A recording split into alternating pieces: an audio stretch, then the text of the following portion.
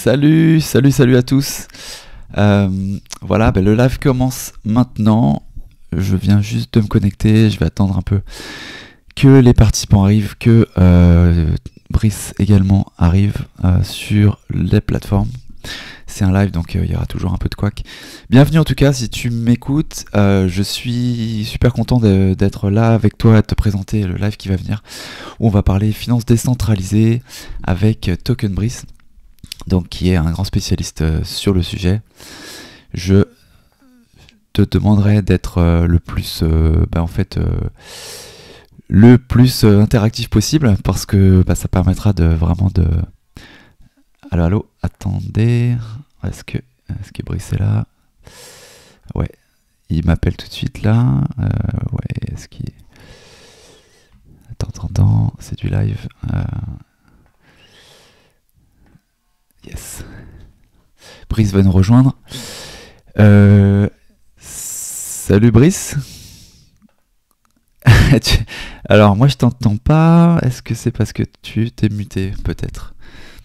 Ou est-ce parce que moi je sais pas trop comment faire peut-être? Attends. Est-ce que c'est ce bouton là? Non, c'est pas ce bouton là. Ouais, écoute, j'aimerais bien, mais j'avoue que je t'entends pas.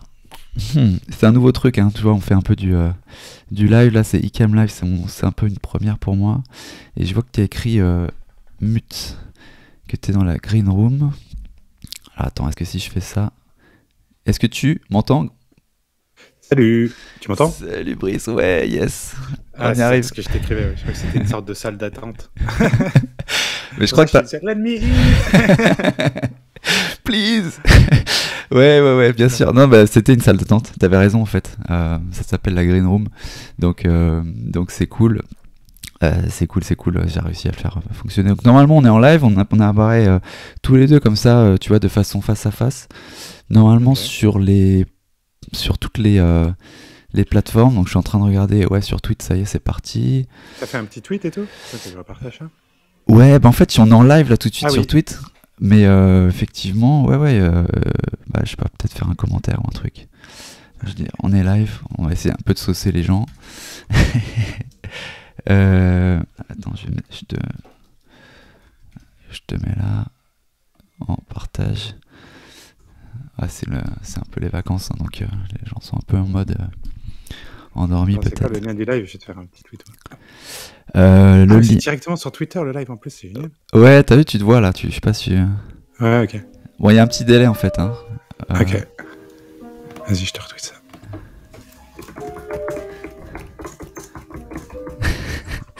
Et normalement, on est sur YouTube également. J'essaie de regarder si on est bien sur YouTube.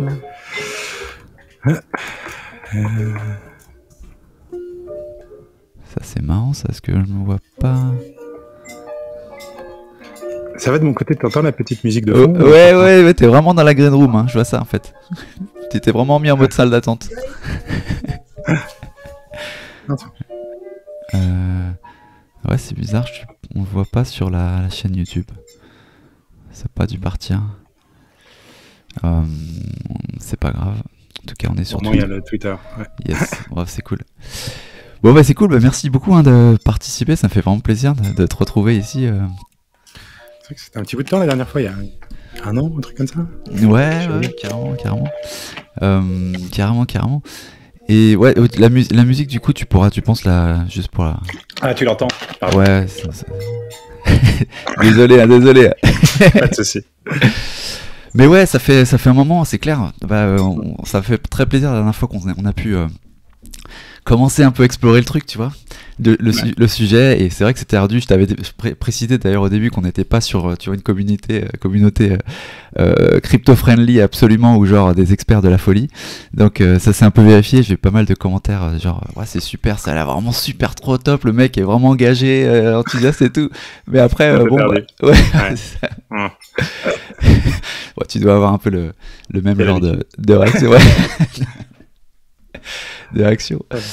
Non, mais c'est cool. Mais Et du coup, ouais, ce que je te proposais de faire, et du coup, ouais, j'ai squeezé l'intro, mais du coup, je vais aussi introduire le concept aux gens qui viennent de débarquer un peu sur le live. C'est l'idée du live, en fait, c'est que tu vois, en podcast, c'est vraiment cool de pouvoir interagir avec, enfin, parler avec un invité qui peut partager le temps une heure et demie, toutes ses connaissances. Mais il y a peut-être un peu de manque d'interaction parfois tu vois, de la part des auditeurs où ils se disent, ah ça, j'aimerais bien poser la question, qu'est-ce que ça veut dire ça, comment, etc.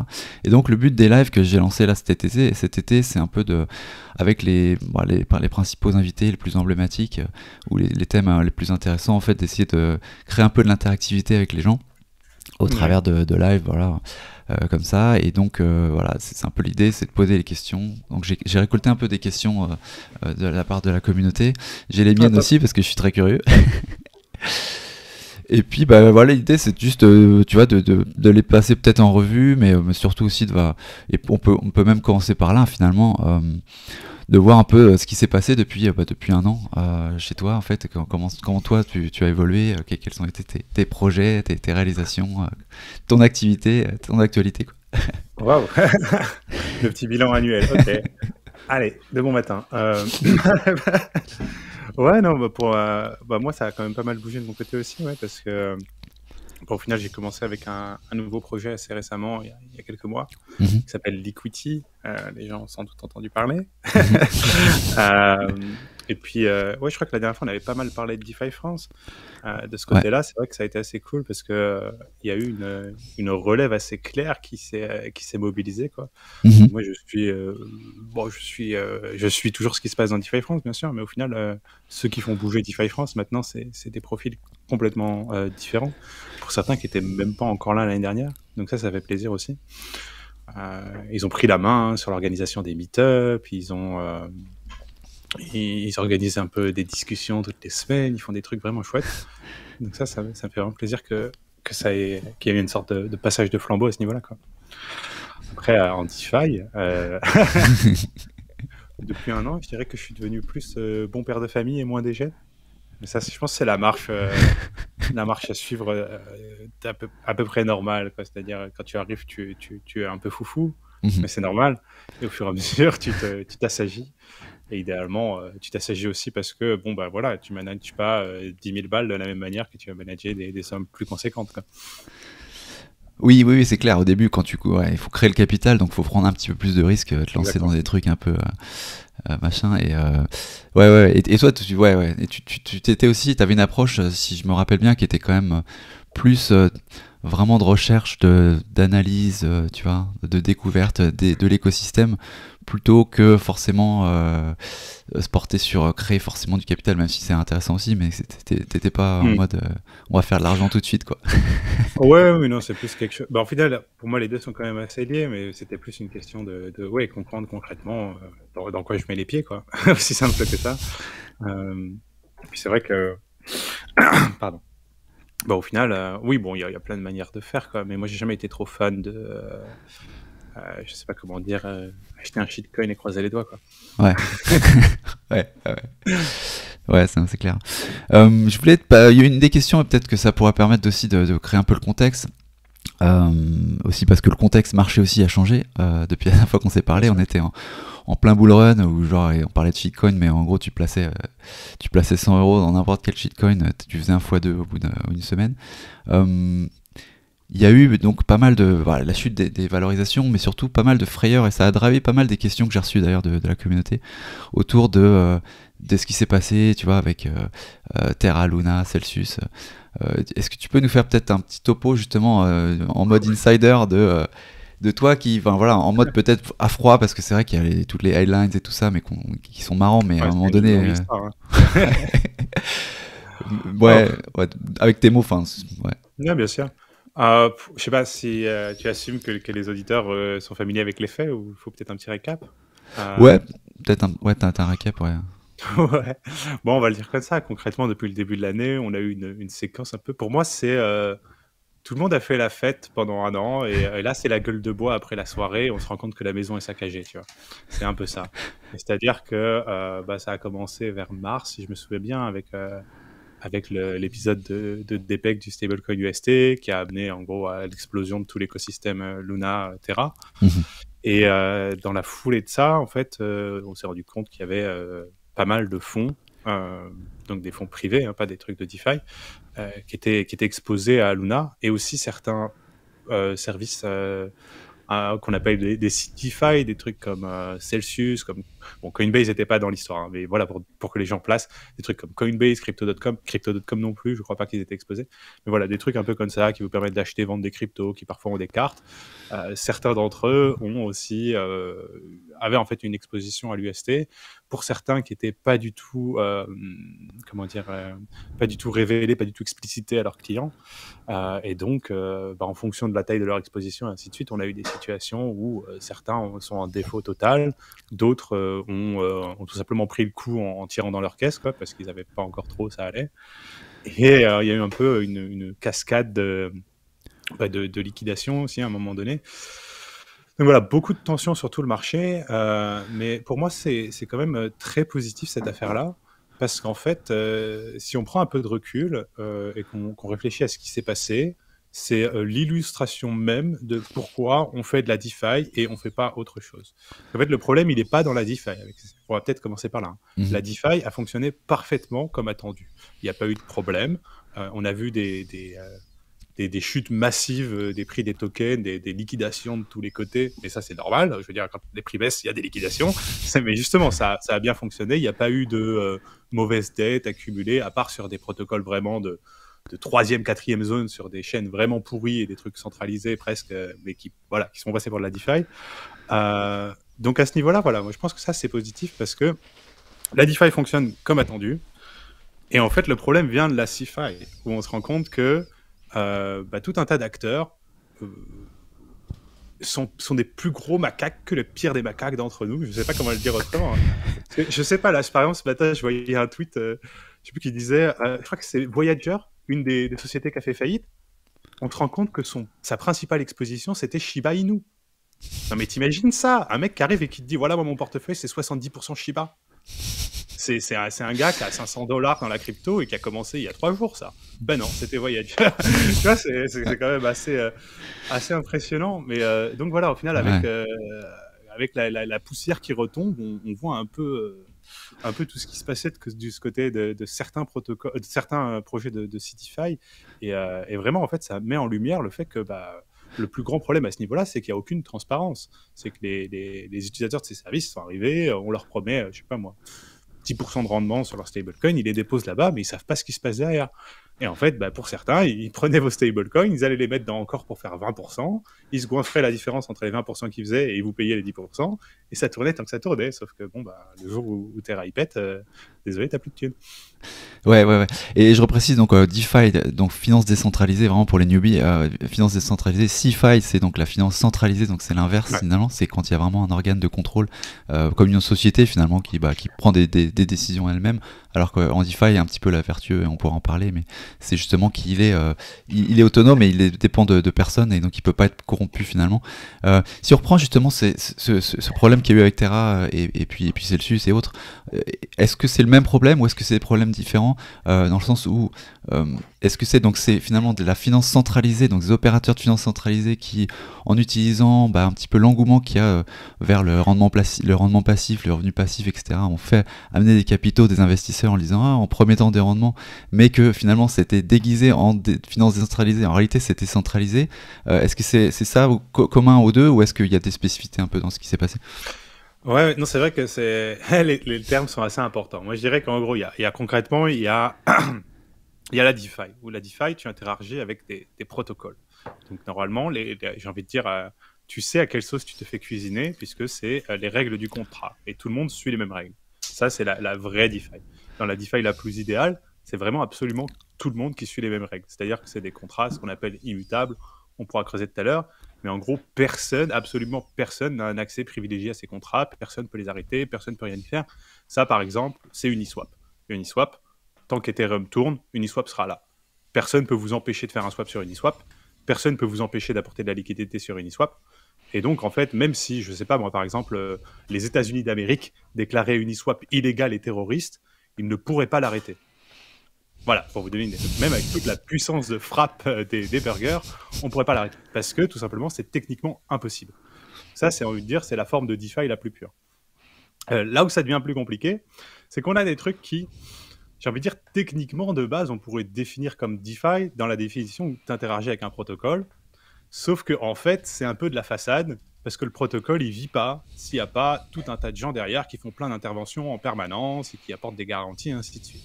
Et là, c'est typiquement le modèle Luna UST, où en fait, de base, c'était un protocole, mais en fait, s'il n'y avait pas les petits gars derrière pour maintenir le peg avec leur gros sac, ça s'écroulait et tout le monde perdait ses thunes. Donc, tu vois, pour moi, c'est pas de la DeFi, mais le problème, c'est que pour beaucoup de gens, ça en était. Là où ça devient encore plus complexe, c'est qu'après, on a les trucs plus de CeFi, comme on disait, donc les trucs centralisés, les Coinbase, les Binance et tout ça. Mais on a aussi ce qu'on appelle la CeDeFi, qui est en fait, ils disent en anglais, CeFi in the front, DeFi in the back. C'est un peu la bonne... c'est-à-dire qu'en gros, tu agis avec un acteur centralisé, type Celsius, qui, a priori, t'apporte des garanties sur tes fonds et blablabla et tout ça. Sauf que lui, en fait, qu'est-ce qu'il fait avec tes fonds quand tu les déposes chez lui? Il les prend et va les poser dans de la DeFi pour faire du rendement. Et généralement aussi se goinfrer une petite marge entre les deux. Parce que, voilà. Et donc, voilà, ça fait un peu tout le spectre de ce qui c'est des différents acteurs, quoi. Et ouais, au final, je pense que la grande leçon... CeDeFi, c'est City comme la ville, c'est ça? C-I-T-Y? Non, comme CE, DE, en fait, c'est centralisé et decentralized. Ah ouais, d'accord. Ouais. C'est une absurdité en soi. Ouais. Mais c'est vraiment pour... ça peut avoir de la valeur pour, en gros, apporter un accès un peu plus facilité à ces protocoles DeFi, surtout à des gens qui veulent pas gérer leurs clés ou des choses comme ça. Mais le problème de ça, c'est qu'on retombe dans le manque de transparence, quoi. C'est à peu près pareil finalement en fait pour moi, non, entre la CeFi et la CeDeFi, dans le sens où finalement si la prise de décision en amont elle est... Ah oui. Voilà, que tu utilises de la DeFi derrière ou que tu utilises n'importe quoi, moi je m'en remets à toi pour me rendre mes fonds, quoi.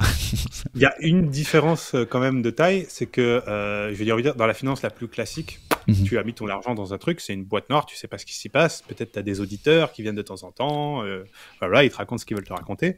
Dans la CeDeFi, comme ils déploient les fonds dans la DeFi in fine, tu peux quand même les retrouver, tu vois. Je sais pas si tu te souviens, à un moment donné, les gens, ils traquaient les wallets de Celsius, par exemple, pour savoir s'ils allaient se faire liquider ou pas, parce qu'ils avaient plein de bitcoins sur AV qu'ils avaient utilisé pour emprunter et faire d'autres trucs. Voilà. Donc, c'est quand même la petite subtilité, c'est que comme en bout de chaîne de la CeDeFi, il y a de la DeFi, et ben, au moins, tout au bout de la chaîne, tu peux voir un peu, tu as la transparence de la DeFi, quoi. Oui, d'accord. Tu peux voir ce qu'ils sont en train de faire avec tes fonds, quoi, en fait. C'est ça. T'as un petit peu plus de transparence. Alors après, c'est un peu aussi une recherche à faire, quoi. C'est-à-dire que c'est pas les gars, ils vont pas te dire, tiens, voilà, les 10 adresses de nos wallets, suis nos positions. Ouais. Plus dans l'autre sens, c'est aux gens qui mènent l'enquête, qui retrouvent leur wallet, et ainsi de suite. D'accord, yes. Et du coup, la question immédiate qui se pose par rapport à ce qui s'est passé et les leçons qu'on peut en tirer, c'est est-ce que déjà on est au fond de ça, et est-ce que surtout il n'y a pas des bombes qui sont prêtes à péter encore un peu ailleurs, quoi. Comment on s'en prémunit de ce genre de truc, quoi. Ouais, non, c'est sûr. C'est un peu dur à dire, parce qu'il y a aussi il y a plusieurs séquences, quoi. Donc, du côté de l'implosion de Terra Luna, ça a quand même eu lieu il y a quelques mois. Je pense que les plus grosses expositions cachées, on va dire ça comme ça, à l'UST ont été découvertes. Il en reste peut-être encore quelques-unes où ils essaient de combler le trou derrière indiscrètement, disons. Mais je pense que l'essentiel des conséquences de ça est retombé, quoi.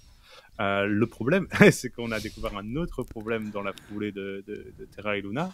C'est toute la fameuse histoire de Three Arrows Capital, où là, bon, je suis un peu moins familier avec le sujet, moi, parce que ça m'intéresse pas directement, mais en gros, c'est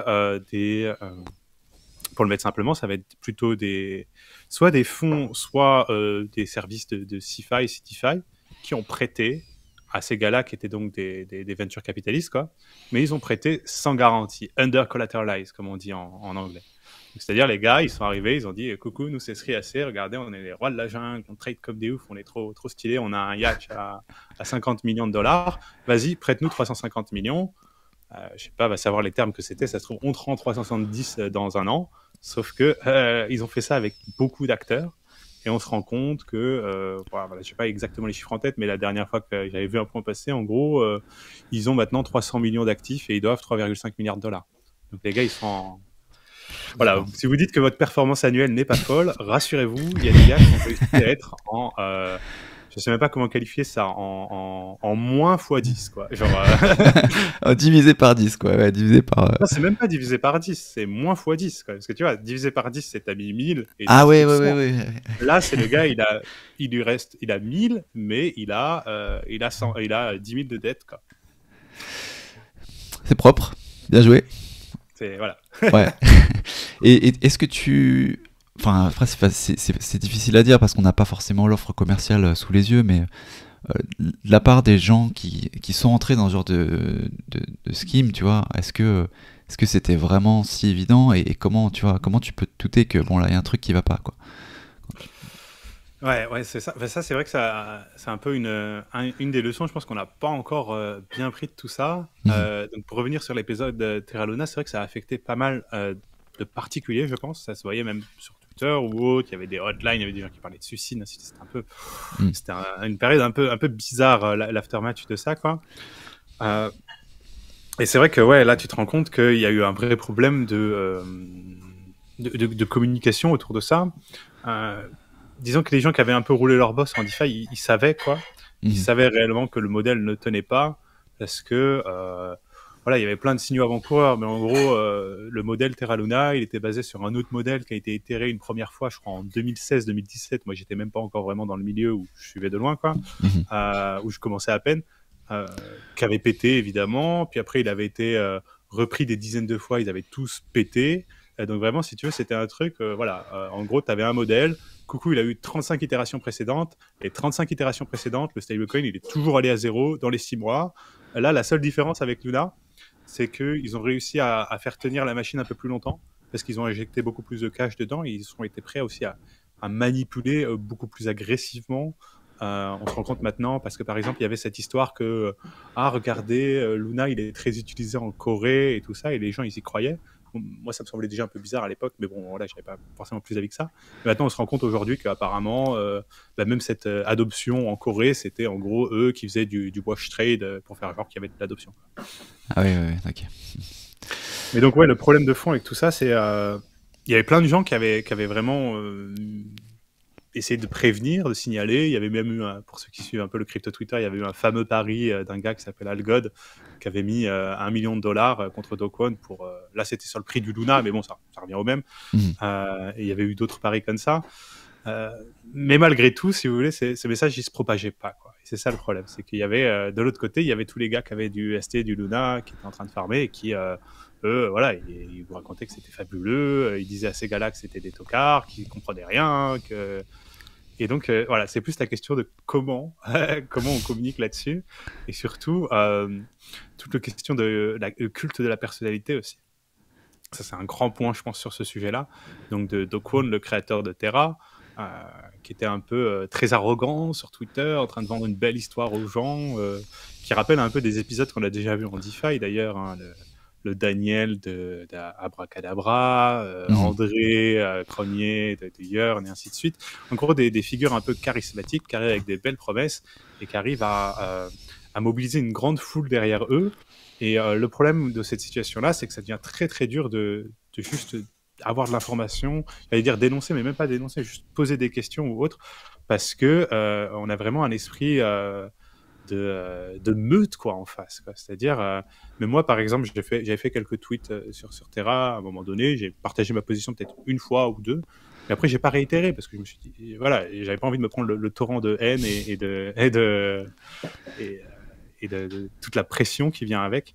Et donc voilà, c'est plus une question aussi de j'ai envie de dire des systèmes d'information autour de la DeFi qui ont été défaillants, parce que l'information était là mais elle s'est pas propagée. Ce qui s'est propagé, c'est plus regardez, il y a tel grand fond dans Terra, il y a tel truc dans Terra est intégré là, Frax travaille avec Terra. Plein de signaux qui ont donné de la confiance aux gens, alors qu'en soi, le modèle, vraiment, je tiens à le rappeler, je pense qu'un enfant de à peu près 6 ou 7 ans qui a les bases de DeFi, il aurait pu déterminer qu'il ne marchait pas.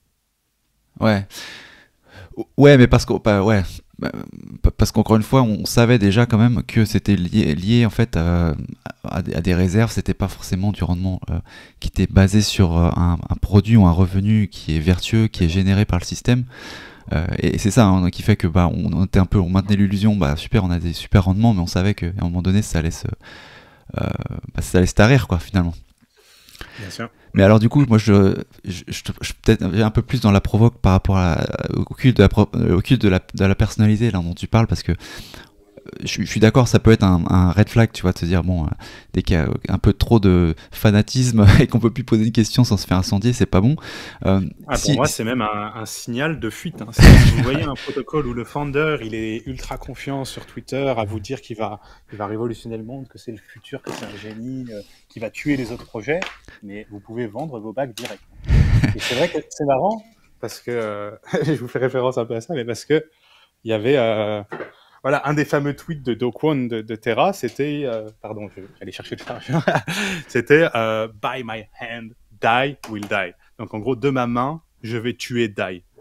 Ah oui, okay, et donc voilà, quand vous voyez un fondateur d'un projet tweeter un truc pareil, ça sent vraiment pas bon, quoi. Le gars, je veux dire, tu peux faire un autre stablecoin qui va être 10 fois mieux que die et qui va avoir bien plus de volume et de market cap et tout ça, très bien, tant mieux pour toi. Mais si ton objectif c'est de tuer DAI, ça augure pas du bon, quoi. Qu'est-ce que tu penserais par exemple de la personnalité de Vitalik? Parce que ETH c'est Vitalik, il y a quand même une forte personnalité, aussi un culte derrière lui. Qu'est-ce qui te fait croire que c'est différent en fait? Alors déjà, je suis pas d'accord pour dire qu'il y a un culte de la personnalité derrière Vitalik. Bon, après c'est vrai que voilà, ça reste une célébrité. Et même on a vu ICC le pauvre, il se fait harpanger de partout et tout ça. Hélas, les gens ils adorent le fandom, quoi. Ça, on peut pas y faire grand chose, hélas. Mais il y a quand même une chose une différence fondamentale, quoi. C'est-à-dire que les Do Kwon, les Cronier, les Daniel, c'est des pervers narcissiques, quoi. C'est des gars qui sont focalisés sur eux-mêmes, ils adorent l'attention, ils en veulent toujours plus, ils veulent que tu les vois comme un dieu, que tu les penses omnipotents. Un gars comme Vitalik, tu le vois juste regarde, lis 3 tweets de Vitalik et tu vas comprendre que c'est pas ce genre de personne-là. Il a cette... Lui-même, en fait, il a été assez proactif, parce qu'il y a quelques années, il était un peu plus central, disons, dans Ethereum. Il a été assez proactif à un peu pas se retirer, mais laisser la place pour d'autres, quoi. Et au final, c'est pas du tout quelqu'un qui cherche la célébrité. Je pense que même c'est probablement une des personnes les plus gênées par sa célébrité que je connaisse, quoi. Et ouais, non, c'est vraiment une question. Pour moi, c'est une question de caractère fondamentalement, quoi. Ouais. C'est vraiment pas le même genre de profil. Attends, je vais juste pencher ça. Yes.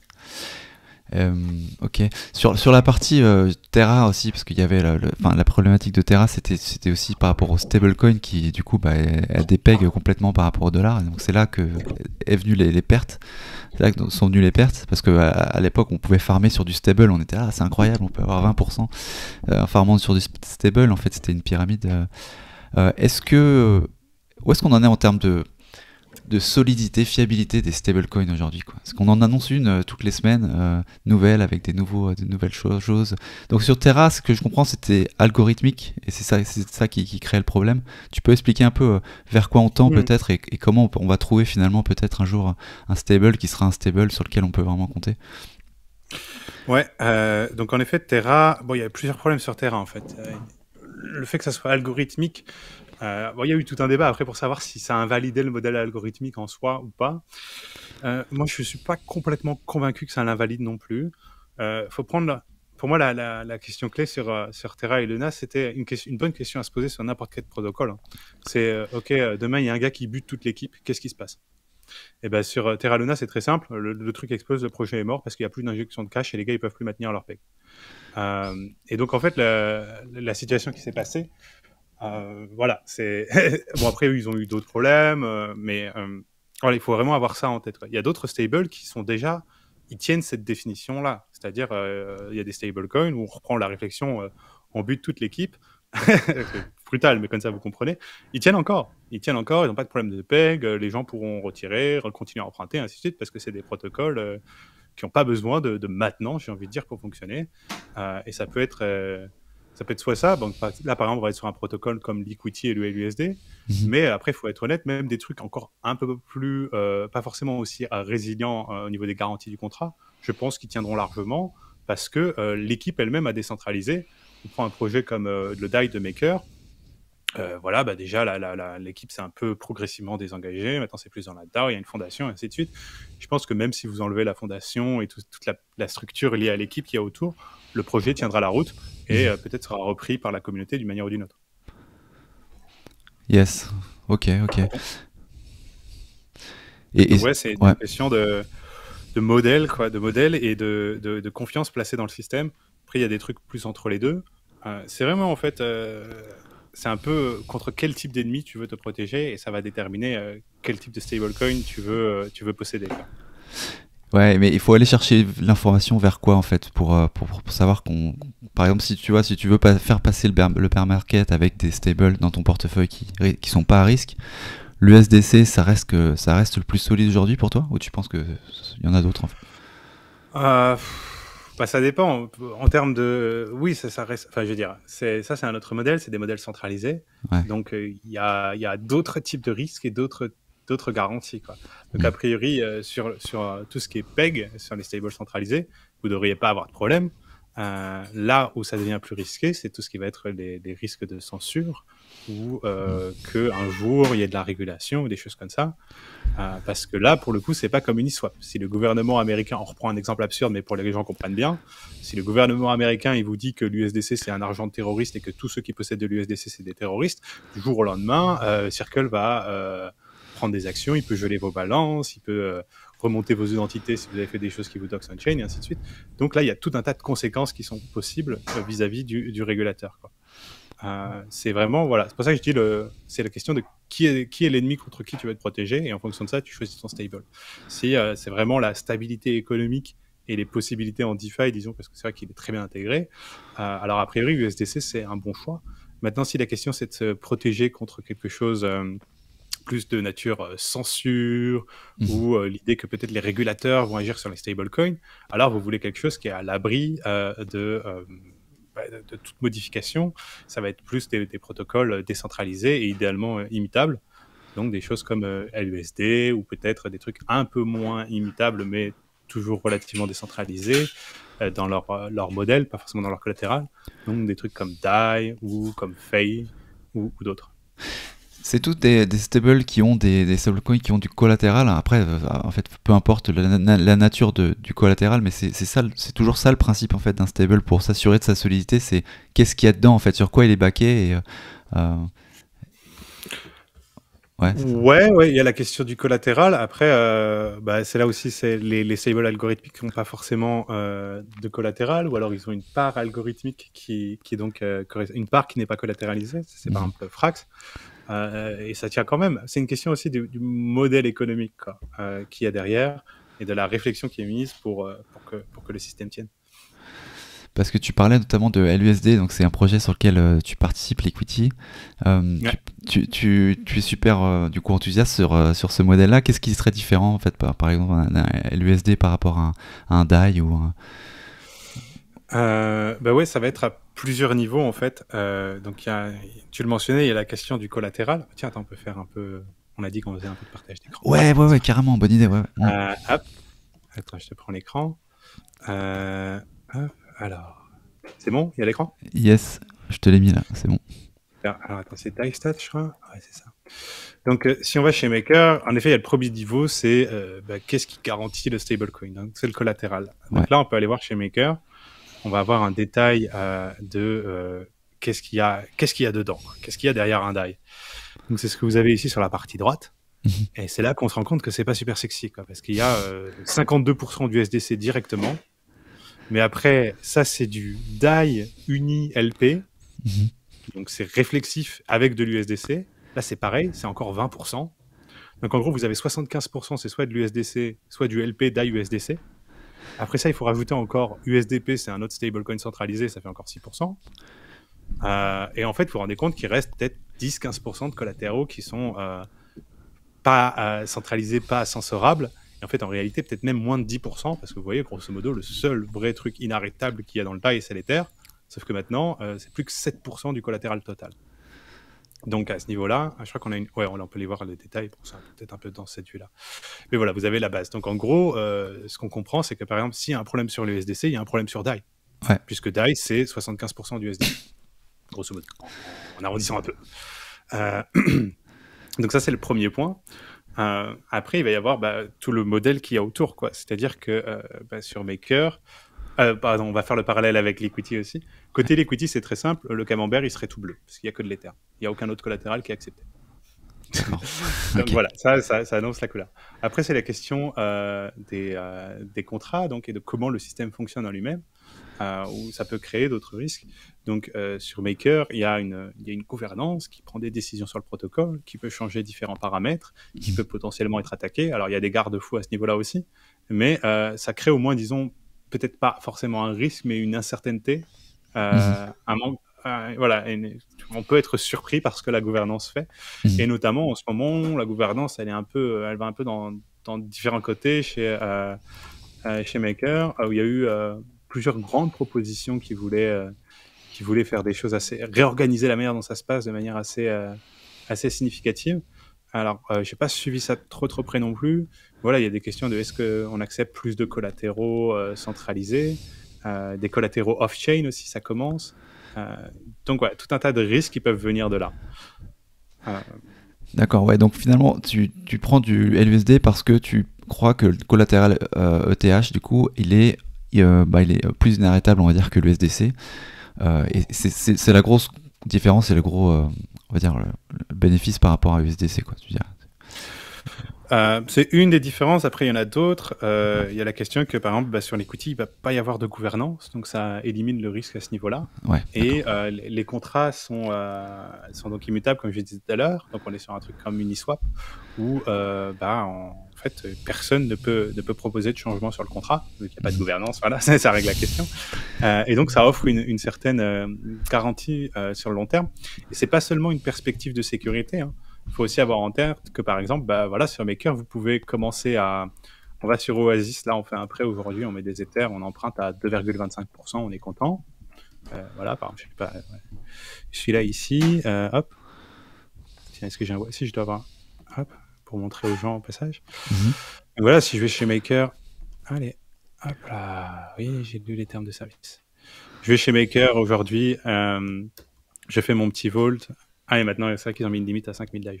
Bon, c'est pas grave. Je ferai mon petit vault, mettons, avec 10 Ethers, j'emprunte. La question, c'est que j'ai un taux qui m'est donné aujourd'hui, un taux annuel. Il est affiché où? Il est là, 0,50% sur celui-là. Mais, en fait, ce taux peut changer à tout moment quand la gouvernance le vote, quoi. Donc, peut-être que j'emprunte aujourd'hui en juillet à 0,5%. Moi, je suis content. Je suis ça d'un peu loin. Je me rends pas trop compte, et en fait en octobre passe un vote pour passer les taux d'intérêt de ce vault à 1,5%, et maintenant je me retrouve à payer 3 fois plus pour mon emprunt. Et en fait le pire dans tout ça, c'est que j'ai pas de notification, j'ai rien, quoi. C'est à moi de suivre.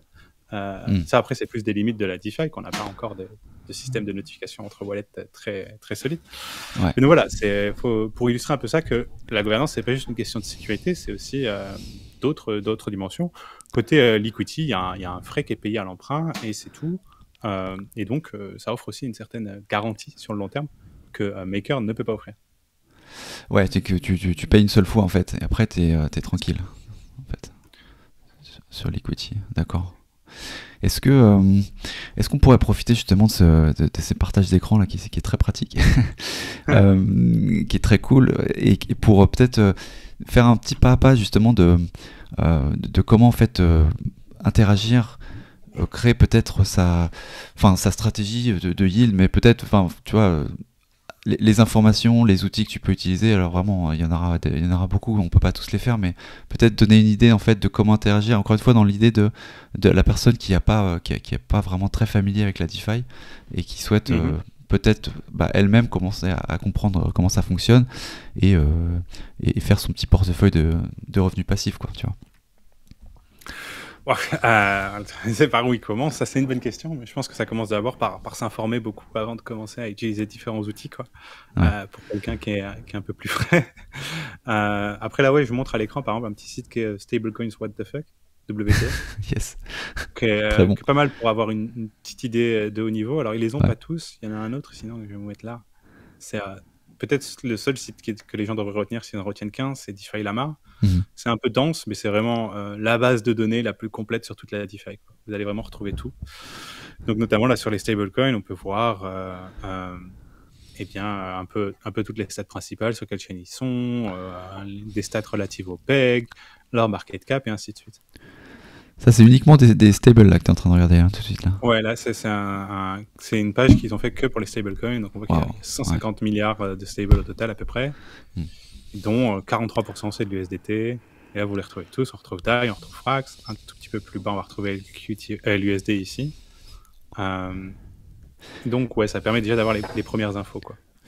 Question bête, les stables, il y en a autant parce que chaque plateforme doit utiliser la sienne parce qu'elle n'est pas compatible avec celle d'un autre. En fait, pourquoi il n'y a pas plus de consensus sur, sur une ou deux ou trois ou 10?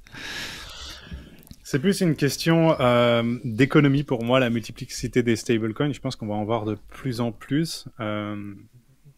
C'est un peu... Bon, la manière la plus simple de l'expliquer, c'est ça, en gros. C'est, en fait, quand il est question d'emprunt, donc vous voulez faire un service qui permet aux gens d'utiliser un token comme garantie pour emprunter généralement des stablecoins, il y a deux modèles possibles. Il y a le modèle où c'est comme AV, donc j'imagine que les gens connaissent un peu. Où en gros, AV, c'est Tinder, j'ai envie de dire, avec une poule entre les deux. C'est-à-dire qu'en gros, AV, vous posez des Ethers, vous pouvez emprunter des stablecoins. Ces stablecoins, ils viennent de quelqu'un qui les a déposés de son côté, lui, pour faire un rendement sur ces stablecoins en sachant qu'ils allaient être empruntés. Le problème de ça, c'est que du coup, vous devez payer en tant qu'emprunteur, vous devez payer le rendement de cette personne qui apporte les stablecoins. Et donc, en fait, on arrive que souvent le plus économique pour l'emprunteur, c'est les systèmes où le stablecoin, il est créé. Et en fait, la dette, elle est contre le système. Elle n'est pas contre quelqu'un, si ça fait du sens. Donc ça, c'est des modèles comme Maker, par exemple. Quand vous allez voir Maker et que vous déposez des Ethers pour emprunter, ou l'equity, les LUSD ou les DAI que vous empruntez, ils viennent pas de quelqu'un, ils viennent pas d'un déposant qui les a mis là. Ils sont créés pour vous au moment de l'emprunt. Alors, ça suit des règles et ainsi de suite. Il n'y a pas un bouton créer DAI qui peuvent appuyer à l'infini, bien sûr. Mais donc voilà. Et ça, en fait, ça aboutit à que c'est beaucoup plus économique, généralement, en termes de coûts. Ouais, ces modèles-là. Et d'ailleurs, là où c'est la bonne illustration de ça, je pense, c'est que donc AV, qui est de base sur un modèle de pooling, quoi. C'est-à-dire des gens d'un côté déposent des stables, de l'autre des collatéraux, et ça fait la rencontre un peu entre les deux. Maintenant, il est en train d'explorer... tiens, on peut montrer vite fait. Il est en train d'explorer le fait de créer son propre stablecoin collatéralisé par les tokens déposés sur AV. Et voilà, à première vue, les gens peuvent dire bon, voilà, il y a déjà DAI, BUSD, FEI, Frax, GUSD, LUSD, il y a tout plein sur AV, pourquoi on a besoin d'un de plus? Parce que, comme vous pouvez le voir, là, la plupart des stablecoins, si vous voulez les emprunter, vous allez payer 1,5, 2%, peut-être un peu plus, avec leur propre stablecoin minté par le système. Probablement qu'on peut aboutir sur des taux d'intérêt beaucoup plus bas pour les déposants. Par exemple, l'equity à l'année, c'est 0,5%. Donc voilà, je pense que c'est le principal truc à comprendre, c'est une question de structure économique, quoi. C'est-à-dire que en fait, ça coûtera toujours plus cher de réunir des stablecoins à un endroit pour permettre aux gens d'emprunter, parce que vous devez payer ces déposants, sinon ils ne vont pas vous donner leur stablecoin gratuitement.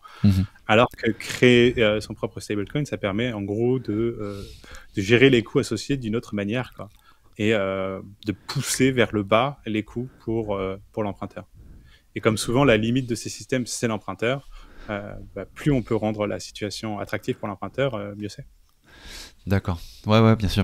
Ouais, il faut que ça soit pratique. Et l'idée, du coup, c'est que c'est vraiment parce qu'on veut créer, matcher l'offre à la demande et faire des systèmes de pooling de l'AMM, en fait, c'est ça qui crée, qui n'est possible que si tu as ton propre... ton propre stable, quoi. Parce que c'est possible dans les deux cas, c'est plus une question vraiment de coût, quoi. De coût, ouais, d'accord. Ouais, c'est plus pratique, quoi, moins coûteux, tout ça. Ouais, ok. C'est juste moins coûteux, quoi. Dans un système, tu as un déposant que tu dois rémunérer. Dans l'autre, le stablecoin, il est créé ex nihilo, et c'est juste un système que tu dois tenir à l'équilibre. Et en Yes. fait, ça coûte moins cher de tenir un système à l'équilibre sur le long terme, et surtout, tu as plus de manières d'externaliser les coûts par rapport à l'emprunteur Ouais. que sur un truc comme Aave ou Compound, où là, bah, il faut payer le déposant à un moment donné, quoi. Sinon, il ne te mettra pas les stablecoins à Ouais. disposition pour que les gens les empruntent. Ça marche, ça marche. Sur la stratégie de rendement de yield, tu étais très CRV, CVX à un moment donné. C'était Ouais, vraiment. toujours. Voilà, est-ce que ça. Ouais, quel est ton top 3, peut-être des choses tu trouves intéressantes d'un point de vue rendement, encore une fois, investissement en Ouf. fait. Voilà, je vais montrer à l'écran plutôt. Comme je vous disais tout à l'heure, DeFi Lama, c'est vraiment peut-être le site que vous devez retenir. Parce que là, voilà, je vais vous montrer qu'on peut faire des choses pas mal. Donc, ils ont une section yield maintenant. Et vous pouvez vraiment voir, en gros, tous les détails des yields en fonction des chains et ainsi de suite. Donc là, par exemple, je fais une recherche pour... j'ai mis que je veux de l'Ether. Mhm. Et je peux voir en un clic les plus grandes sources de yield qu'il y a a priori disponibles. Alors après, il faut savoir mesurer les choses, quoi. C'est-à-dire que là, par exemple, la première source de yield, elle est à 7,59%, ok, ça a l'air pas mal, mais on est sur Aurora, sur un truc qui s'appelle Origami, j'ai jamais entendu parler. Bon, c'est peut-être pas le plus safe, quoi. En dessous, on a Bancor qui est littéralement en faillite. Ça a beau être sur Ethereum, je vous conseillerais pas de mettre vos Ethers là-bas. Voilà, peut-être que la première source de yield propre, à ce niveau-là, ça va être un StatApp, qui est quand même à 7%, parce qu'ils font du leverage sur le yield de Lido. Là où c'est vraiment sympa, c'est que c'est possible de filtrer beaucoup plus agressivement, Mhm. parce que, voilà, par exemple, là, j'ai mis USDC en token de base, et voilà. En gros, je vais mettre que je veux que de l'exposition en USDC, donc je prends pas d'autres expositions. Par exemple, je peux aussi la question de là, qu'il y ait au moins $1 million dans le projet en question. Comme ça enlève les petits trucs où ouais, coucou, on a 250 gazillions d'APR, mais en fait, c'est parce que le truc il vient de se lancer. Et laisser que les protocoles audités, par exemple. Et là, ça donne ah, attendez, hop, j'ai pas fait la recherche. Ça donne un truc un peu différent où ben voilà, on peut voir que là, par exemple, on a quoi? On va avoir le C-Bridge sur Phantom. Bon, après, il y a des risques liés au chain, mais apparemment, voilà, C-Bridge, c'est l'endroit pour yielder sur USDC selon DeFi Lama. Après, ils n'ont pas tout non plus. Hein. Il y a des fermes un peu plus hautes que ça en rendement qu'ils ne connaissent pas. Mais ça peut vous donner une idée pour lancer votre recherche si vous voulez des endroits. Et moi, ce que j'aime bien, c'est cette question de critères, quoi. Parce que ça permet vraiment d'enlever un peu les trucs parasitiques, quoi. Les trucs, ouais, justement, les trucs parasitiques, on peut peut-être faire un point rapide là-dessus, parce que c'est peut-être pas évident pour tout le monde, mais que tu parlais donc des choses qui sont émergentes, donc les nouvelles plateformes en fait qui pour attirer le client finalement, je fais un grossièrement en fait, mais ils te donnent du rendement et puis après la semaine suivante c'est fini ou le mois après c'est terminé. Ça tu peux facilement le filtrer avec la date de création, j'imagine, si tu veux un protocole qui a au moins une année ou si tu veux un protocole qui a au moins en valeur loquée de un certain montant. Ça c'est des trucs, c'est les premiers filtres qui viennent en tête si tu veux, mais il y en a d'autres peut-être, des trucs à checker. Ouais, bah après, DeFi Lama, il prend une perspective un peu historique sur les différents yields et il vous donne aussi là le outlook. En gros, regarde les fluctuations d'API sur le dernier mois et il essaie de prédire un peu dans quel sens ça va aller. Et il vous donne la confidence de sa prédiction, quoi. C'est pas forcément vilain. Par exemple, là, vous voyez sur encore que je vous dis qu'en faillite, il donne down avec confidence médium ou forte. Donc a priori, il se trompe pas sur la question. Sur le C-Bridge, qui est un truc qui tourne bien a priori, hein. Voilà, il vous donne en fonction des chains du stable up ou du down, mais avec une confidence assez faible parce que c'est des fluctuations assez importantes et on est aussi sur des petites TVL, donc ça peut bouger très vite, quoi. Il suffit qu'un gars il pose beaucoup d'un côté ou de l'autre et ça va vite déséquilibrer les choses. Donc à ce niveau-là, ça peut aider un peu à se faire une idée, quoi. Après, c'est vrai que à la fin, il faut y aller un peu par soi-même aussi. Il faut creuser. On va pas juste rester sur la page de DeFi Lama pour se faire une idée. Il faut Ouais. il faut aller voir le détail, quoi. Après, ils ont tout un tas d'outils. Là, je vous montre des charts, par exemple, de changement de rendement. C'est assez bien foutu, mais ça peut être un peu dense aussi, quoi. Il y a un niveau de rendement, ça c'était une question qui nous a été posée, un niveau de rendement qui doit attirer l'attention et nous rendre un peu suspect en fait, typiquement sur lequel voilà, on sait qu'il y a un scam quoi. C'est pas aussi mécanique que ça, parce que en fonction des situations exceptionnelles peuvent amener à des rendements exceptionnels. On va le dire comme ça.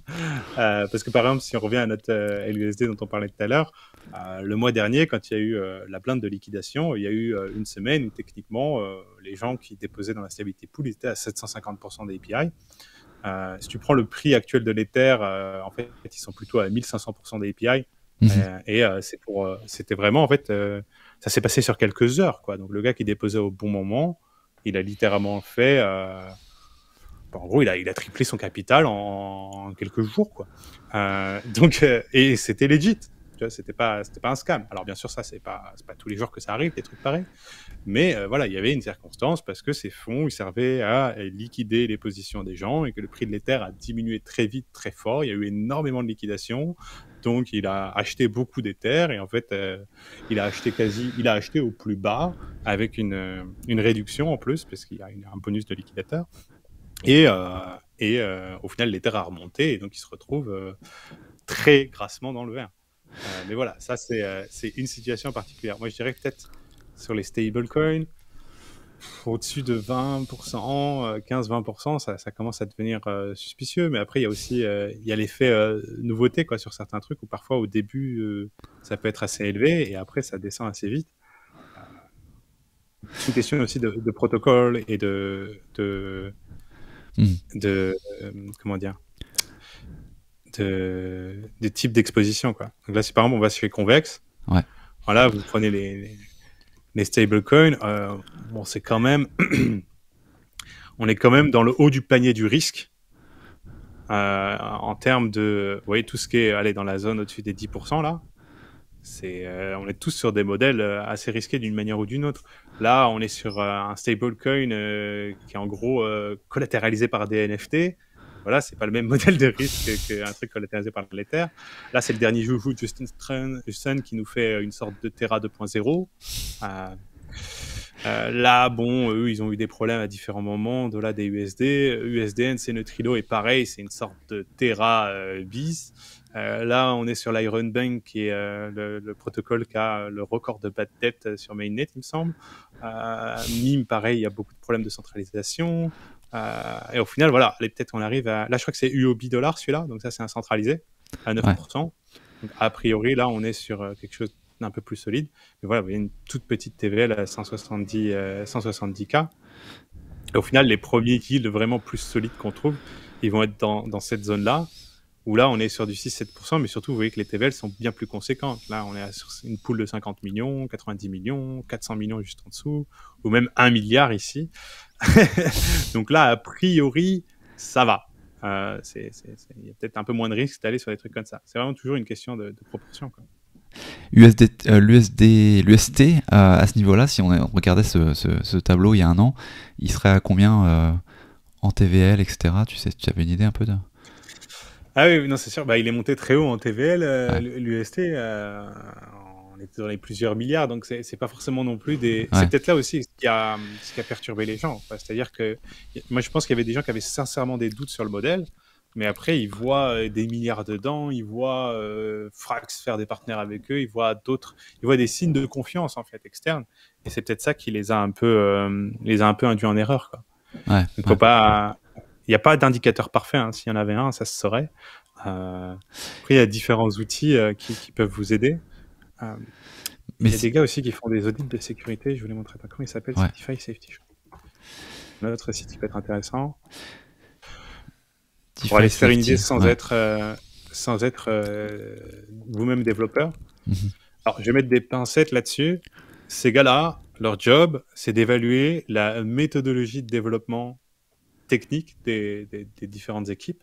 Est-ce qu'ils font bien le travail? Est-ce qu'ils documentent tout? Est-ce qu'ils font des audits? Est-ce qu'ils suivent vraiment le bon processus de développement? Maintenant, c'est tout à fait possible de développer un protocole absurde en étant ultra carré sur la méthodologie.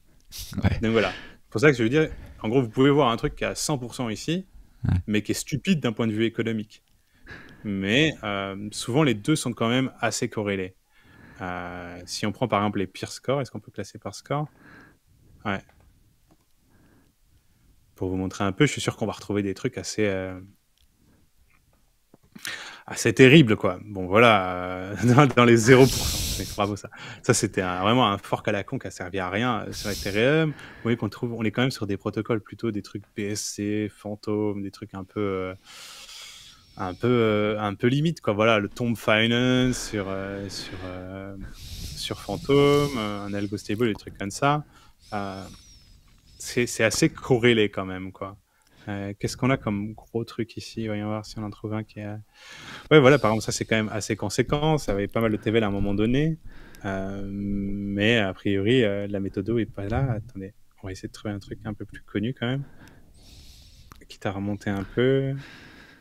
Pour ceux qui nous écoutent seulement, on est sur DeFi, le site DeFi Safety. On est en train de descendre un peu la liste. Ouais. Voilà, par exemple, la Shiba Swap, l'AMM de la communauté Shiba Inu, qui n'est pas sur un score très très fifou. Ouais. Et si vous allez voir le détail, c'est ça qui est bien, c'est qu'il vous donne un peu le détail de tout, quoi. Et voilà, bon là en gros, le code il n'est pas disponible dans un repo public, on ne peut pas voir l'historique de développement, la team est anonyme, il y a un white paper, mais les fonctions de base du protocole ne sont pas documentées, les fonctions de base du contrat ne sont pas documentées, en fait la documentation manque à peu près à tous les niveaux, ils font absolument aucun test. Alors oui, il y a eu un audit, mais il n'y a pas de bug bounty.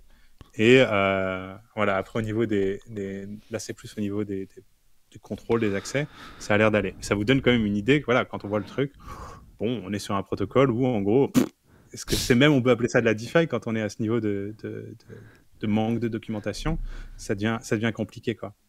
De l'autre côté, si on prend le haut du panier, parce que peut-être c'est aussi plus intéressant, alors après, ça garantit pas tout, hein. Je vous disais, par exemple, même une idée absolument débile économiquement parlant, elle peut être très bien développée.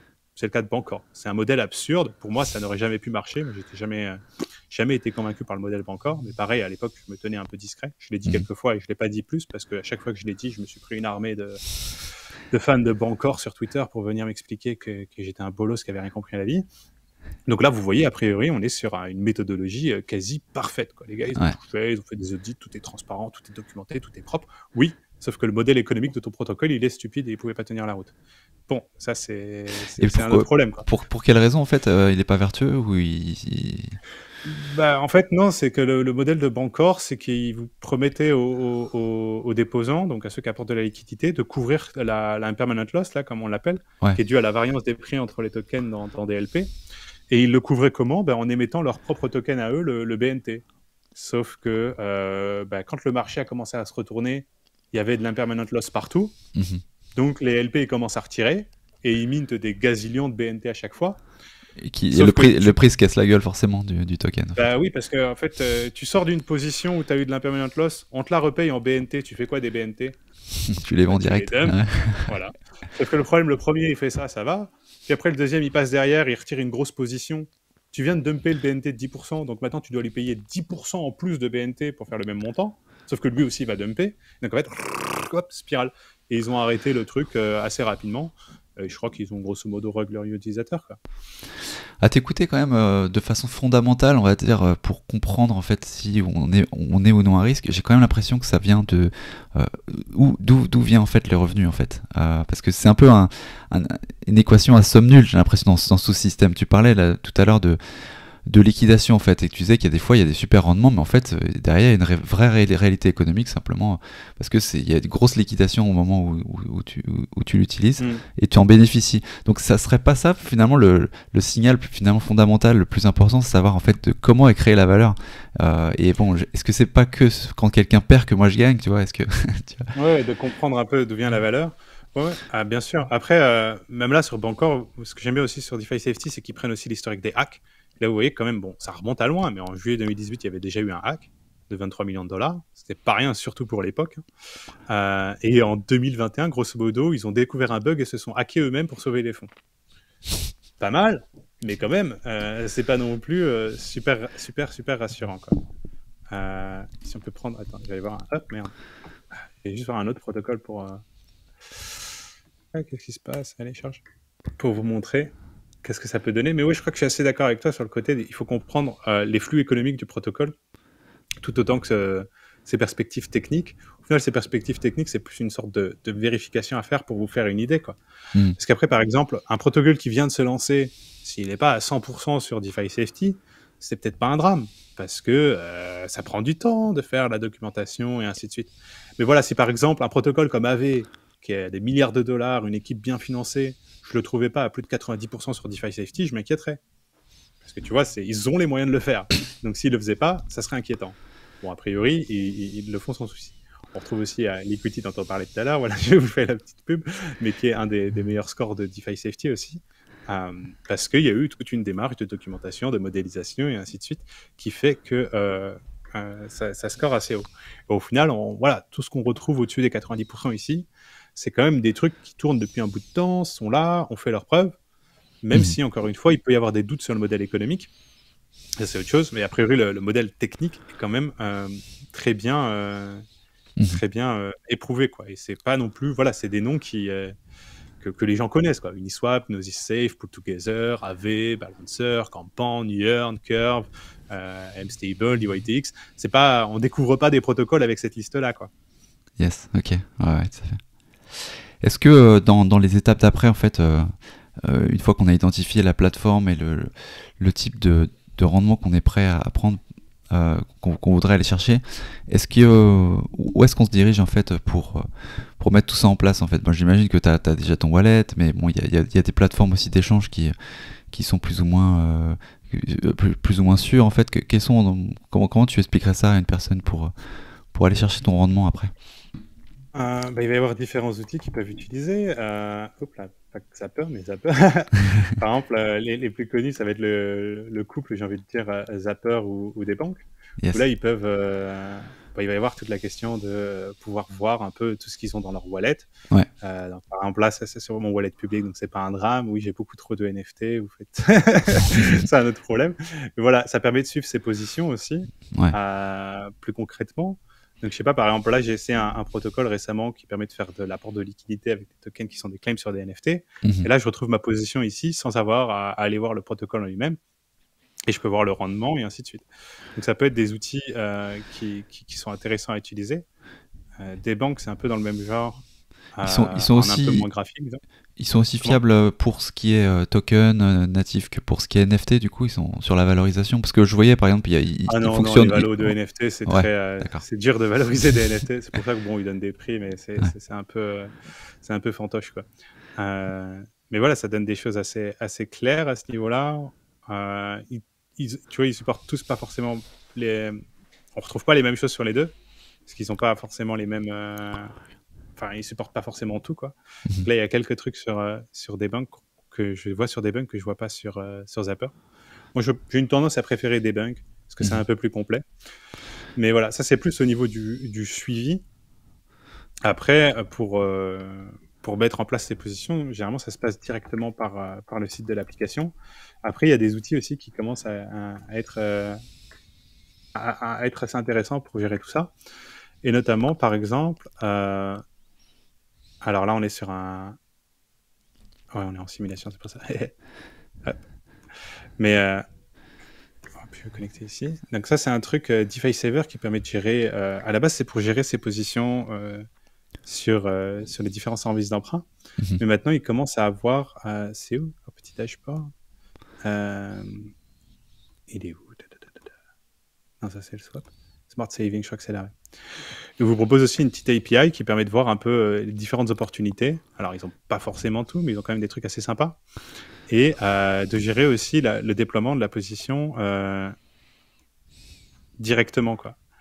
Avec notamment des apps, quoi. C'est-à-dire que ils peuvent vous...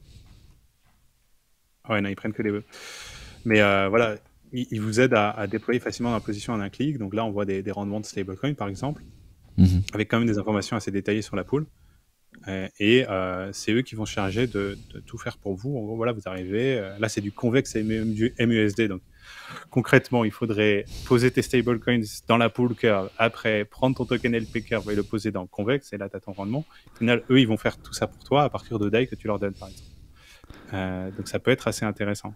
D'accord. Ah, ils font tout, Et puis surtout, ils intègrent en fait. ils font les calculs. D'accord. Et voilà, ils vous font les calculs aussi assez cool, tu vois. C'est-à-dire que là, je lui dis, bon, ok, si je te donne 50 000 DAI, ça donne quoi? Ok, bah, très bien, ça donne $70 par semaine, $300 par mois et $3 800 par an après. Donc ça aussi, c'est pas mal pour aider à se projeter, parce que c'est vrai que parfois, sur les API, c'est pas forcément évident, quoi. Bon, le seul problème, c'est qu'il n'y a pas encore beaucoup de trucs sur un service comme ça. Mais voilà, après, côté Zapper, ils ont un truc un peu similaire. Où c'était où? Ouais, ça c'est plus pour explorer la DeFi. Il y avait les... Je sais pas, ils ont changé leur interface tellement que je la trouve plus très très claire. Ça c'est plus une question de TVL, ouais. Je sais pas si sur des banques, non, ils ont pas non plus. Et c'est des stratégies qui nécessitent que tu laisses tes fonds du coup sur les plateformes, ou est-ce que tu peux prendre ton LP token et le mettre dans un call ledger par exemple? Comment tu fonctionnes après? Ah non, alors là, de toute façon, tu peux faire... c'est même conseillé de faire de la DeFi depuis ton ledger, hein, et pas pas forcément avec un wallet MetaMask sans rien de plus. Tu peux accéder à tous ces protocoles depuis un ledger. Après, concrètement, les fonds ils vont être déployés dans le protocole, sinon tu peux pas produire de rendement. Mais ça n'empêche pas que tes tokens qui représentent tes claims sur les fonds, eux, ils sont dans ton ledger, quoi, concrètement. Yes. Ok, bah je crois que c'est cool ça. Déjà, ça fait des petits outils à aller chercher qui peuvent être intéressants pour avancer. T'en as d'autres peut-être qui seraient intéressants? Enfin, il y en a beaucoup, mais... Ouais, il y en a plein. Peut-être pour voir les... C'est quoi, c'est Coindex, je crois? Ça. C'est un autre truc pour essayer de voir un peu les rendements. Alors, je sais pas, j'utilise pas trop celui-là, mais j'utilisais à un moment donné, mais maintenant je suis plutôt sur DeFi Lama. Mais c'est un peu la même logique, voilà, pour y voir les différents LP, lui dire avec un token donné, voilà, par exemple avec du DAI, qu'est-ce que je peux faire comme rendement? Il va vous lister un peu tout ce qu'il y a. Après, voilà, faut savoir aussi lire un peu entre les lignes du côté du risque et comprendre ce qui s'y passe, quoi. Et aussi, le problème, c'est qu'il faut s'inscrire chez eux pour avoir la donnée historique sur les protocoles, alors que vous l'avez sans avoir à faire tout ça chez DeFi Lama. Mais ça peut être un outil intéressant. Et sinon, juste pour ceux qui sont peut-être un peu plus dégènes, on va dire, ils peuvent aussi suivre tout simplement les variations de taille sur les poules, quoi. Ça donne aussi une indication. Alors à voir, hein, c'est pas toujours forcément clair, mais ça peut donner une indication de une nouvelle ferme qui vient de se lancer, par exemple, qui attire beaucoup de dépôts. Vous allez avoir gras dans le verre ici, quoi. Ça peut vous donner une idée qu'il y a une sorte d'appel d'air de fond qui est en train de se passer à ce niveau-là. Ça peut être une méthode pour suivre un peu ce qui se passe. Et sur les horizons en fait de placement, on va dire, sur ce genre de protocole, est-ce qu'il y a une règle de base en fait de combien de temps tu places tes fonds sur ces plateformes pour choper un rendement? Est-ce que notoriété publique, Convex, CRV, c'est 4 ans, 10 ans, c'est énorme, hein, le nombre de temps que tu peux les laisser, mais de manière générale, tu laisses combien de temps en fait des fonds? Ouais, ça dépend des situations, quoi. Il y a là, on est sur des poules où la plupart c'est liquide, donc c'est vraiment juste une question de revenir sur les frais en gaz, et après la sortie peut faire du sens. Après oui, il y a des trucs avec des locks ou des choses comme ça, où là c'est plus voilà, ça va être plus complexe qu'est-ce qui va se passer quand tu prends un engagement, un lock 1 an ou 2 ans ou 3 ans, c'est beaucoup plus dur de te projeter. Et donc, ouais, faut évaluer vraiment individuellement, hein. Il n'y a pas de formule magique. Mais généralement, tous les services qui listent les pools comme ça, ils listent des pools, quoi. Ils listent pas des trucs où il y a du lock. Ils listent des choses où tu peux rentrer, sortir immédiatement. Yes. Ok. Et tu sors du coup de la conférence là, ETHCC à Paris. Ouais. Qu'est-ce que tu dirais, qu'est-ce que tu as appris en fait? Est-ce qu'il y a des choses à venir qu'il faut... Bon, on parle évidemment du merge de ETH. C'était le gros truc, j'imagine, mais est-ce que tu as chopé des petites infos, des petites nouveautés sur ce qu'il faut s'apprêter à voir sortir dans la DeFi? Moi, il y avait beaucoup d'excitation autour des solutions de scaling et notamment les fameux ZKEVM annoncés par Polygon et un autre protocole qui est Scroll aussi qui a annoncé. Bon, il y avait des petits débats pour savoir lequel, le truc le plus complet, ainsi de suite. Ça, je vais, je vais pas rentrer là-dedans. Mais donc, ouais, je pense que concrètement, pas mal d'excitation autour des roll-up et des layer 2. Ça, c'est assez logique au final. C'était un des trucs principaux. Après, c'est marrant, c'est que à peu près en même temps que la conférence, un tout petit peu après, bien qu'il n'y était pas personnellement, un truc qui a fait beaucoup de bruit aussi, c'est le stablecoin de Curve Mhm. et le stablecoin d'Aave aussi, les deux qui ont été annoncés assez peu de temps d'intervalle. Et ça, je pense que ça a créé pas mal d'enthousiasme aussi. Les gens ont beaucoup d'attentes là-dessus. Ça, pour moi, c'est assez logique que ça arrive. On rejoint la réflexion de tout à l'heure. Ça permet de réduire énormément les coûts et d'avoir un truc potentiellement plus intéressant pour les emprunteurs. Après, ouais, je pense qu'il y a beaucoup de curiosité de voir qu'est-ce que va être le modèle concrètement pour les deux protocoles, et notamment pour Curve, où on a encore assez peu de détails sur qu'est-ce qu'ils comptent faire. Et donc, ils vont peut-être innover une fois de plus. Et là, il y a pas mal d'anticipation à ce niveau-là. Ouais. D'accord. Ouais, donc faut watch the space pour Curve, quoi. Un truc qui va C'est arriver, ça. quoi. Puis le Go aussi, David, je pense qu'il y a manière à ce qu'il fasse quelque chose d'assez intéressant. Peut-être un peu moins innovant en termes de modèle, mais quand même quelque chose qui va être très bénéfique pour AV. Ouais. T'avais été un peu un peu conservateur ou un peu critique sur Go, non? Sur le stable d'Aave, il y avait des choses qui te plaisaient pas forcément, au moins, non? Ou j'ai raté un truc? Non, c'était bon. Après, c'était juste un post qui annonçait qu'en gros, voilà, ils exploraient un nouveau. Cette approche était une pré-proposition, si vous voulez. Donc, Ouais. tout n'est pas gravé dans le marbre. Non, mais c'était juste moi ce qui m'avait un peu surpris, c'était le taux d'intérêt. Ils voulaient reprendre une approche plus à la maker où le taux d'intérêt est déterminé par la gouvernance. Et Ah je oui. sais pas, moi, on est en 2022 maintenant. Ça fait 4 ans que maker tourne comme ça et que à peu près tout le monde qui est pas biaisé est d'accord pour dire que c'est juste absurde, quoi. Ça ne fait aucun putain de sens que des randos de l'internet ils votent et pouf, ton taux d'intérêt est double pendant la nuit. Bon, ok, il y a un time lock et tout ça, c'est dur, mais en soi, c'est absurde de laisser aux possesseurs de maker le vote sur ça, puisque a priori, coucou, bon, tu veux qu'ils payent combien les emprunteurs de ton protocole? Je veux dire, la game theory te dit qu'ils vont voter pour qu'ils payent le plus possible qu'ils acceptent de payer. En fait, c'est une logique de maximisation des frais, quoi. Ouais. Parce que en tant que possesseur de maker, même moi, si je possédais des makers, je voterais pour graver les frais. Parce que, bah vas-y, donne-moi de l'argent. Mais tu vois ce que je veux dire? Mais c'est absurde de laisser ça. C'est pas une décision. En fait, c'est plus la réflexion que c'est un paramètre opérationnel du système. La gouvernance n'a rien à voir là-dedans. Ouais, il faut la laisser de C'est aussi côté, simple que quoi. ça. Pour toi, c'est ton approche, quoi. Dire, ouais. Mm. C'est comme si vous étiez en voiture et que les 4 personnes de la voiture décidaient pour savoir, je sais pas, bon, un truc technique sur le moteur, combien de cylindres il doit y avoir dedans. Ou... Non, c'est pas. Enfin, tu prends une voiture, tu roules dedans, quoi. C'est pas à toi de voter là-dessus. C'est Ouais. peut-être une métaphore un peu pourrie, mais c'est vraiment ce côté que c'est un paramètre opérationnel du système. Et donc, vraiment, pour moi, ça doit être détaché de la gouvernance parce que ça fait aucun sens. Ouais. Qu'elle s'en occupe, mais en plus de ça, ça crée un risque opérationnel sur le système, du coup, si la gouvernance s'en occupe, quoi. Ouais. Toi, tu es vraiment le plus près du contrat, du mécanisme contractuel, du code. C'est un petit peu ta philosophie, si je comprends quand même, par rapport à ça. Après, non, il y a des choses où la gouvernance peut avoir du sens et pourquoi pas. Voilà, par exemple, sur AV, quand on rajoute un collatéral, c'est la gouvernance de voter, décider, et toute une procédure, ça fait du sens. Ouais. Mais sur AV, les taux d'intérêt côté emprunteur et déposant, c'est pas la gouvernance qui vote dessus. C'est juste une formule mathématique qui détermine OK, on a 100 millions d'USDC déposés, il y a 5 millions empruntés, il n'y a pas beaucoup de demandes, alors le taux, il peut être pas. Maintenant, s'il y a un gars qui passe derrière et qu'on emprunte 90 millions, le taux pour les déposants, il va exploser, et le taux pour les emprunteurs aussi.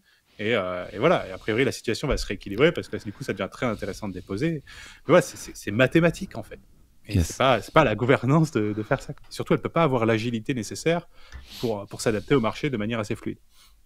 Yes. Cool, cool. Non, c'est clair, c'est très clair. Écoute, on arrive sur la fin de l'épisode. Du coup, je te remercie beaucoup encore de ton temps. Est-ce qu'il y a des trucs qu'on a, enfin, qu'on a raté, peut-être que tu voulais peut-être ajouter sur ce qu'on a parlé. Oh là là, mais il y a plein de trucs, oui. Après, là, on a parlé que de DeFi, mais il se passe des choses de tous les côtés. Un autre truc qui a pas mal enthousiasmé les gens, ICC, même avant, c'est pour changer complètement de catégorie, Ouais. c'est Lens. Je peux Yes. montrer un peu à l'écran. Ouais, ouais. Donc ça vient aussi de l'équipe derrière AV. Mhm. Et c'est plus... En fait, à la base, Lens, c'est une sorte de protocole fondamental qui permet la création de réseaux sociaux au-dessus, quoi. Mais c'est un protocole assez neutre. En gros, eux, ils font Lens et ils laissent d'autres projets faire des interfaces et des choses autour de ça, quoi. Et ça innove un peu à certains niveaux. Donc là, je suis sur Lenster, qui est une des interfaces pour utiliser son compte Lens. Yes. Et il y a des trucs assez intéressants où, par exemple, il y a un système qui s'appelle le Collect qui permet de collecter des posts, donc de les sauver. Et en fonction des réglages qui sont faits par la personne qui poste, c'est soit gratuit, soit ça peut être payant. Ça a été utilisé pour lever de l'argent pour des causes, par exemple, ou des choses comme ça. Donc on voit un peu des usages un peu innovants qui commencent à émerger. Et je pense que c'est assez excitant de suivre ça aussi. Je n'ai pas forcément le temps de passer plus de temps sur Lens, hélas, mais j'essaie quand même de garder un œil. Et c'est vrai qu'il y a plein d'innovations à ce niveau-là, parce que là, je vous montre Lens, mais il y a Orbis Club, qui est un autre un peu dans le même genre, j'avais essayé aussi un peu. Là, à quoi on peut comparer Lens? C'est vraiment le Twitter? C'est du post rapide de choses, d'opinions? C'est là où c'est complexe, tu vois. C'est que Lenster, donc là, ce que je vous montrer à l'écran, Lenster, c'est le Twitter. Ouais. Mais Lens en lui-même, c'est un protocole de base pour gérer, en gros, ce qu'on appelle un decentralized social graph, quoi. Donc ça va être vraiment votre compte, vos identifiants que après vous pouvez réutiliser partout. Mais par exemple, il y a déjà LensTube, où c'est une sorte de YouTube qui marche avec votre compte Lens. Là, vous pouvez voir un peu d'autres trucs. Par exemple, ça, c'est un truc plus de social DeFi, tu vois, où ça va être... alors, j'ai jamais vu ce protocole, on va voir, tiens. Hop, connect. Allez... Alp Finance, ça s'appelle, hein. Comme les ouais, Alpes. Je sais pas, je teste pour voir, mais ça, c'est un truc qui est construit sur Lens, apparemment. On peut aller... Oh là là. Alors, c'est sur Mainnet, intéressant ça. Est-ce que j'arrive à voir quelque chose?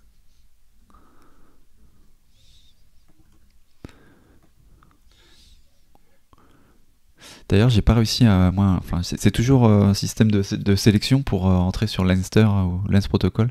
J'ai toujours mon invitation, mais j'ai pas été reçu. C'est un peu en fonction de... Ouais. Ah, t'as pas pu... Parce qu'après, il y avait des gens qui avaient créé différents... pardon, ceux qui possédaient certains NFT, ils ont ouvert de plus en plus. Voilà, là, on retrouve au final, c'est une autre interface un peu pour Lens, du coup, avec apparemment un focus qui est plus sur suivre les mentions des actifs, qu'est-ce qui se passe à ce niveau-là. Bon, ça a l'air un peu dense, cette fois, je vais essayer de trouver un truc un peu plus simple. Peut-être là, qu'est-ce qu'il y avait? Parce que moi, j'en ai pas trop testé encore. Ouais, il y a des trucs pour faire des newsletters où tu te subscribes directement avec ton compte Lens, c'est payant ou pas. C'est tout un espace qui a été ouvert et je pense qu'on va avoir pas mal d'innovations à ce niveau-là. Pour l'instant, c'est un peu une phase voilà, où ça part un peu dans tous les sens, ça foisonne, on ne sait pas trop ce qu'il prend, mais ça va sans doute après devenir un peu plus clair, quoi. C'est quand même dans l'environnement social, réseaux sociaux, socialisation, c'est ça, hein, de manière globale en fait, on reste toujours là-dedans, quoi. Du Web3. Ok. Ouais. Là, bon, apparemment, là, c'est un truc pour ranker un peu les différents posts, une sorte de curation de liens, quoi. À voir. Ça, c'était quoi? C'était LensTube. Je vais juste te montrer ça, parce que ça va peut-être plus parler aux gens. Ça. Voilà, on est vraiment sur quelque chose assez similaire à ce qu'on connaît, quoi, une plateforme de partage de vidéos, mais qui se passe via le compte Lens, tu vois, le fameux Sign In with Lens. Et là où c'est assez chouette, c'est que, bah voilà, tu vois, là, moi, j'ai jamais été sur ce protocole, c'est la première fois de ma vie que j'y vais, mais bah, immédiatement, il y a toutes mes infos qui sont là, tu vois, parce que j'ai fait mon compte Lens. Donc hop, ma photo de profil, ma cover, mon site, mes petites descriptions. Parce que tout ça, ça va ramasser sur mon profil Lens. Donc c'est vraiment une sorte de... c'est un peu ce qui manque aujourd'hui aux réseaux sociaux classiques, quoi. C'est-à-dire concrètement, vous en avez marre de Facebook, vous n'en pouvez plus, vous voulez tirer et prendre toute votre donnée et aller ailleurs, ben, vous pouvez pas. Alors que là, tout est sur un protocole neutre. Et après, ce qui se passe sur l'interface, c'est juste une question de présentation de l'information en soi, quoi. Mais libre Ouais. à vous de faire ce que vous voulez.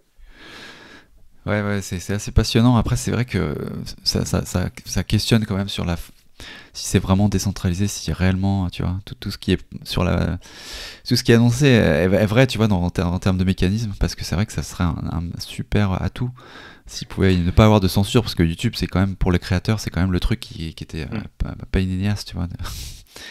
Ouais.